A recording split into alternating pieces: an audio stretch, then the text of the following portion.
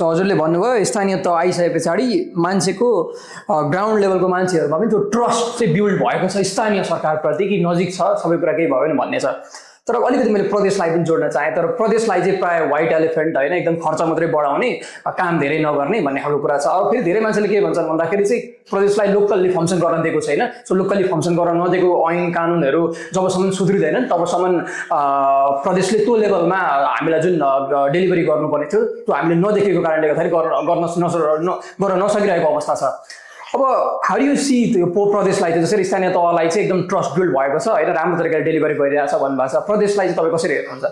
अब कस्तो हुन्छ भन्दाखेरि कुन कन्टेक्स्टमा हाम्रो प्रदेश संरचना बन्यो भन्ने कुरा चाहिँ बुझ्न जरुरी छ कि हाम्रो माओवादी जनयुद्धको एजेन्डा प्रदेश सरकार थिएन कि, प्रदेश संरचना थिएन कि। हजुर।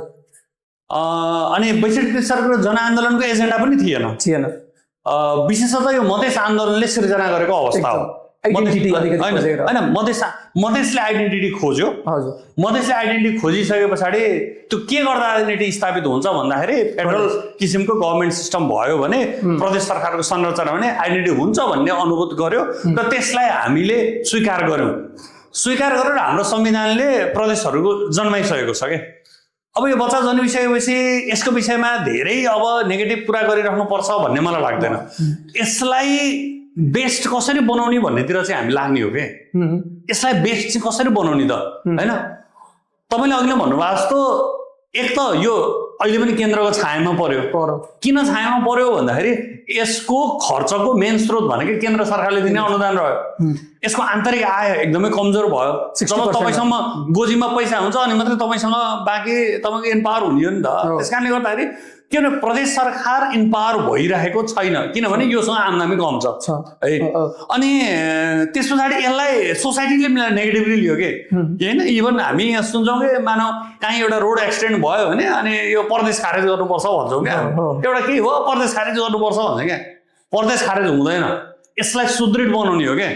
तपाईँलाई बताऊँ मेरो घर चाहिँ धनकुटा बजारमा छ अनि मेरो गाउँ जन्म भएको स्थान चाहिँ धनकुटा बजारबाट खुट्टाले हिँडेर 5 घण्टाको दूरीमा छ है। तेलिया भन्ने गाउँ हो मेरो होइन, छतर जोरपाटीको वार्ड नम्बर 4 मा पर्छ।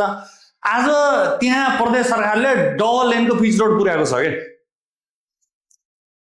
प्रदेश सरकारको संरचना भएको थिएन भने त्यो मेरो गाउँमा बाटो पुग्दैन थियो कि है, बाटो पुग्दैन थियो।